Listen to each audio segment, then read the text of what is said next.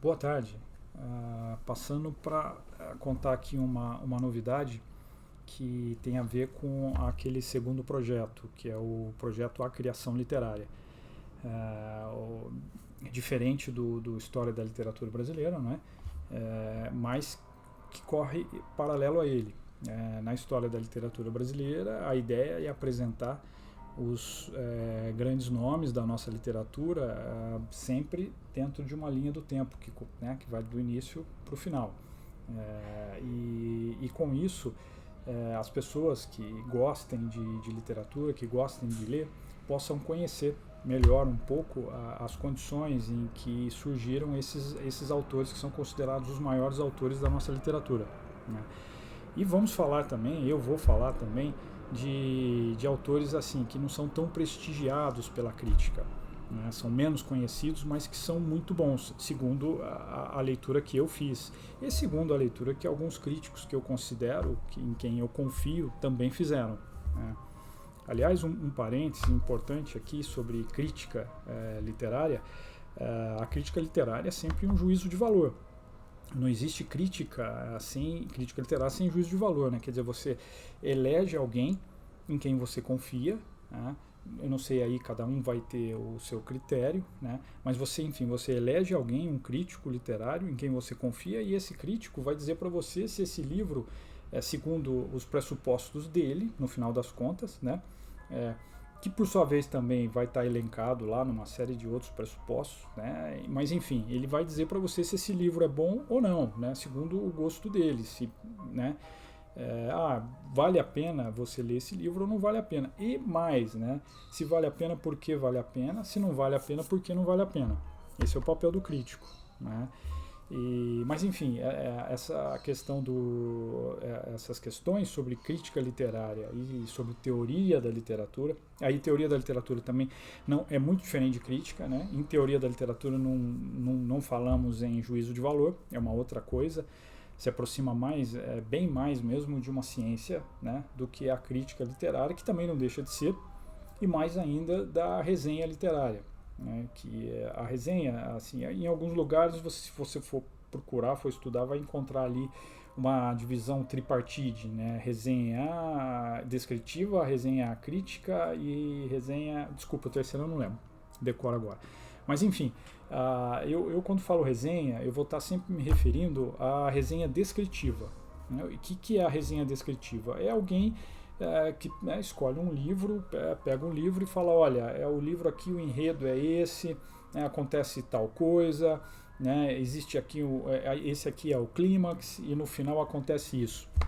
Sem se preocupar muito em fazer uma crítica mais aprofundada daquele texto, né? E é claro, a pessoa diz se gostou ou não, né? Mas é ali, enfim, é uma coisa mais superficial, mas não no sentido pejorativo, simplesmente mais superficial, é uma forma de ler o livro, né? Uma forma a qual, inclusive, eu acho que é plenamente legítima, sem problema nenhum, né? Até inclusive o que eu gostaria de dizer também, aproveitando aqui agora esse momento, é que ninguém, penso eu, né, ninguém que goste de ler, ninguém que queira ler livros de ficção realista principalmente, né, está obrigado a conhecer profundamente crítica literária e menos ainda teoria da literatura, né? É claro, na medida que a pessoa se interessa por essas outras duas matérias e parte para estudá-las e entendê-las melhor, ela vai ter um outro nível de leitura. É claro que vai, né? Claro que vai ter um outro nível de leitura.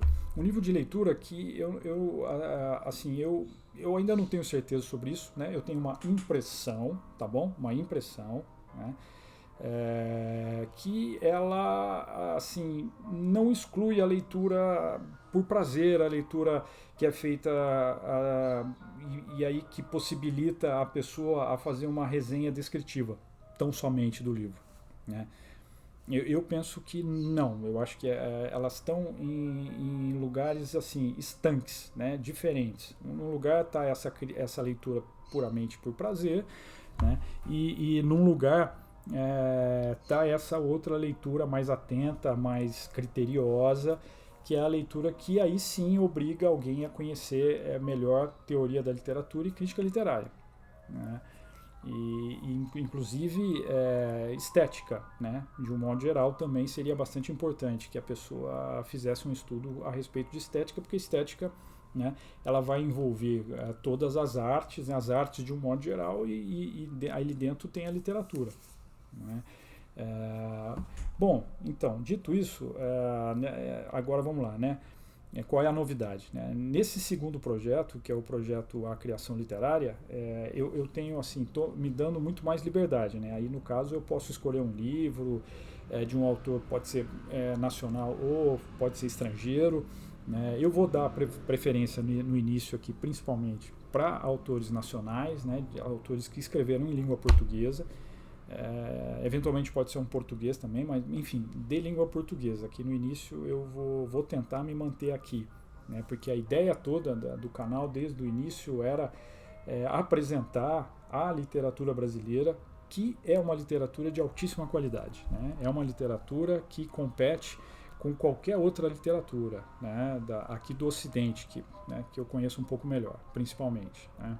As grandes literaturas europeias, né, como a francesa, a inglesa, a espanhola, a italiana, a alemã. Assim, a nossa boa literatura concorre, né, lado a lado com essas outras grandes literaturas que tem lá na Europa e a literatura aqui norte-americana, né, que tem a nossa idade, né?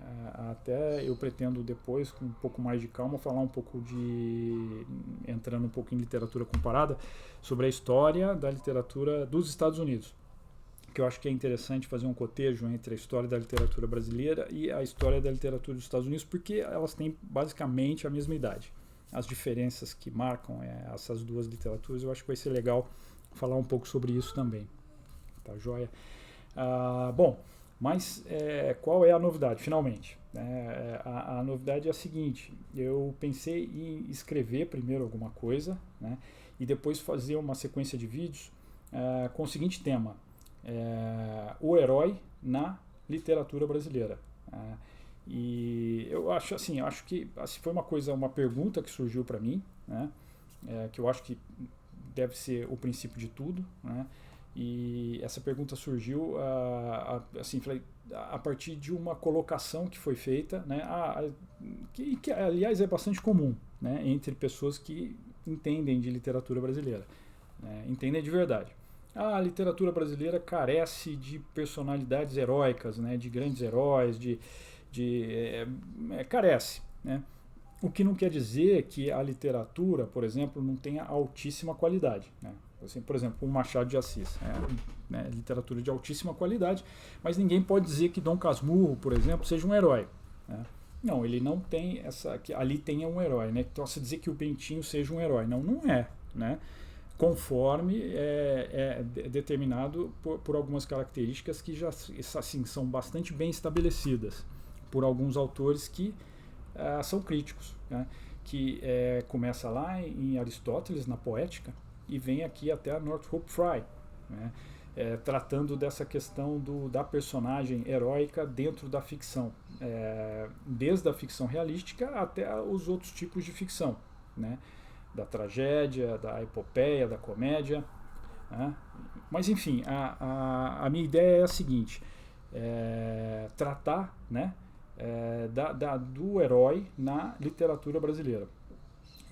Existem livros que têm esse personagem, que tratam o personagem principal como herói, né? Eu entendo que sim, né? Uma vez mais aqui é a minha impressão, né? Esses livros todos eu já os li, eu escolhi 3 livros, né, que são esses daqui. Aqui, vamos lá. Os Cangaceiros, do José Lins do Rego, né?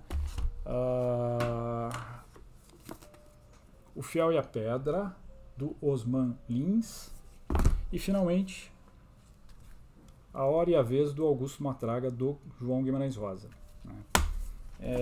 Eu vou usar então esses 3 livros aqui como base para falar sobre o herói na literatura brasileira. Enfim, alguns deles eu li já há bastante tempo, eu vou reler, né? Principalmente o Cangaceiros, que é o que eu li há mais tempo, mas eu também vou ler de novo O Fiel e a Pedra, e A Hora e a Vez do Augusto Matraga eu li novamente recentemente. E tendo lido novamente, eu assim, confirmei a minha primeira impressão de que aqui nós temos um herói, que no caso aqui é o Augusto Matraga, né? Em O Augusto, para quem já leu o livro vai reconhecer, né? Então é isso, eu vou nesse projeto, né, nesse pequeno projeto, tratar dessa questão. E ela vai ser tratada como? Eu vou escrever um texto que eu vou colocar ali vou colocar no Instagram e vou colocar lá no YouTube também. Eu não sei se lá dá para colocar texto.